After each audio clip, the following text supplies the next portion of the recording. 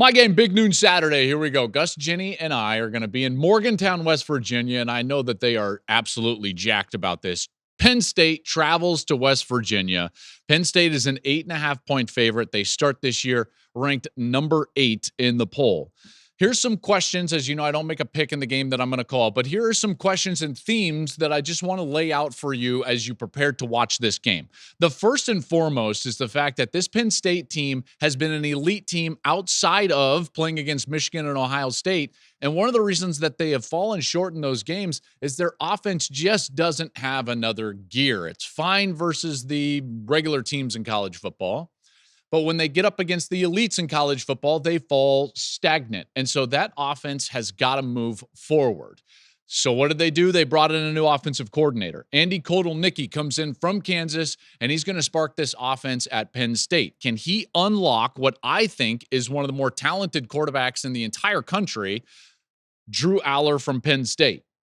I think they need to push the ball down the field more. If you take a look at what he was doing in terms of like air yards per attempt, it's near the bottom of the Big Ten. It's near the bottom of the country and certainly the Power 5 from last year. They've got to push it down the field. That's his skill set. That's what he's best at. I think that they've got some of the talent on the outside in order to do that. That's what Kansas did, and I thought Kotelnicki did a great job as their offensive coordinator, unlocking that offense, in particular when they had Jalen Daniels healthy in that offense. And then on the other side, West Virginia, they were the surprise team in the Big 12 last year. There was not much expectation for West Virginia last year. In fact, if you were to rate the hot seat meter, Neil Brown, their head coach, was probably on the hottest seat in the country. And what did he do last year in the Big 12? They were picked to finish last. They won 9 games and finished 6th in the conference, including getting hot late.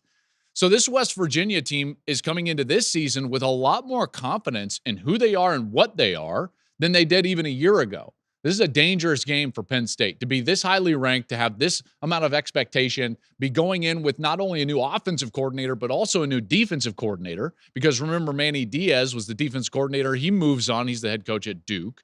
Tom Allen, the former head coach at Indiana, now comes in to kind of go back to his roots as a defensive coach and coordinate the defense for James Franklin at Penn State. All this newness for Penn State, and they're going to walk right into kind of a trap because that place is going to be on fire, and I cannot wait to experience it. The Mountaineer fan base is one of the great fan bases in all of college football, and they are going to be pinned on Saturday, and I'm here for it. I can't wait.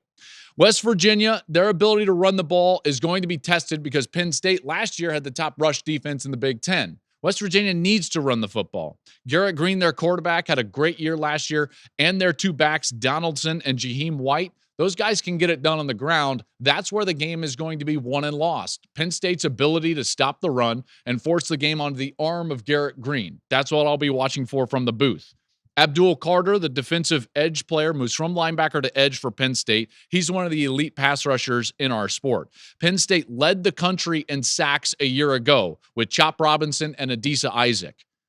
Now, they've got Danny Sutton. They've got Abdul Carter. They feel like they've got an elite pass rush, but it's going to need to prove itself. And then finally for Penn State, it's can you get that run game going along with the downfield passing attack? Can one help the other? Can you get the ball? Can you get the run game going in order to help yourself throw the ball down the field? Nick Singleton, he's coming back. He's a big play threat, obviously. Katron Allen, those backs, they are really good players. Wide receiver for Penn State is going to be a question. Remember, they got Ohio State transfer and Pennsylvania native Julian Fleming from the Buckeyes, so he comes in. And he's going to be paired with Trey Wallace or Harrison Wallace. Trey Wallace is a really talented guy that has missed time in each of the last 2 seasons. And they feel like he's going to break out and be one of the best wide receivers in the country. So I can't wait for this game. I cannot wait for this game. Again, Penn State, 8.5-point favorite on the road at West Virginia. Big noon kickoff, big noon Saturday. We're going to be there and we're getting things ready to rock. Thursday night, North Dakota State at Colorado. Colorado is a 9.5-point favorite. Prime bringing his bunch in, and they will be much improved from what they were a year ago. If you've listened to this show for the course of this preseason and lead up to the regular season, you know that I'm high on Colorado, and it's not just because I went there. I think there's reason to be high on Colorado. Namely, I think they've got one of, if not the best quarterback in their conference in Shedeur Sanders. maybe the best quarterback in the country, maybe the top pick in the draft. They've also got a guy that I think can be, and in a lot of ways should be considered the best non-quarterback in college football, and that's Travis Hunter, because of what he does in a variety of different ways. This guy is, I think, in the conversation for the top corner in the sport, along with guys like Will Johnson, and the top wide receiver in the sport, just because of what he can do. So his impact is going to be giant. We saw that early in last season, and if he can stay healthy, then watch out for Colorado. Meanwhile, North Dakota State, watch out for the Bison. They won 9 of the last 13 FCS national championships. Now, they did that with Craig Bohl, Chris Kleiman, and Matt Entz. All of those head coaches have since moved on. Matt Entz, of course, joining the staff at USC on the defensive side of the ball. North Dakota State is going to start the preseason in the FCS ranked number 2. They lost in the semifinals a year ago, and this is a team that's going to be really good. This is going to be an incredibly tough game for Colorado. This is not a pushover whatsoever, and I believe it's going to be a very close game. North Dakota State was 4th in the FCS in rushing last year with over 235 total yards. So this rebuilt defensive line for Colorado will be tested right away. Their quarterback, the Bison's quarterback, Cam Miller, he started 25 games in his career, so he's an experienced guy. Now, they lost their 2 best wide receivers, but that run game largely comes back. They can also use a second quarterback, Cole Payton. He's 6'3", 230 pounds, and ran for 600 yards last year. So this run game is going to be potent, and I think Colorado's going to have to buckle it up and see what they really have on the defensive side of the ball, in particular up front.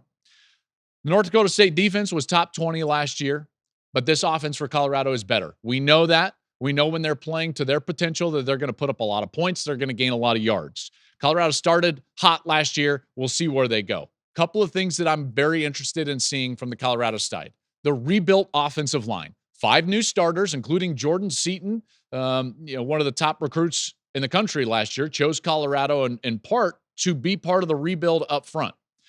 My contention is that this offensive line doesn't have to be great. They just have to be better. And those are 2 very different things. Last year, Colorado gave up 52 sacks. 52. That's an astonishing amount. If they give up 30 sacks, which, by the way, is still not good, but 30 sacks is 22 fewer sacks. That's 22 more opportunities to push the ball down the field. That's 22 more opportunities to convert on 3rd down. That's 22 more opportunities to get the ball into the red zone and potentially score. That translates, and in my estimation, into victories. That's what I'll be watching for. And then a guy that's getting not much pub, but Buckeye fans who listen to this show, they're going to, as soon as I say this name, they're going to be like, yep, this guy is totally underrated. Dallin Hayden, the transfer running back who comes into Colorado to potentially get the run game going, which was virtually non-existent a year ago.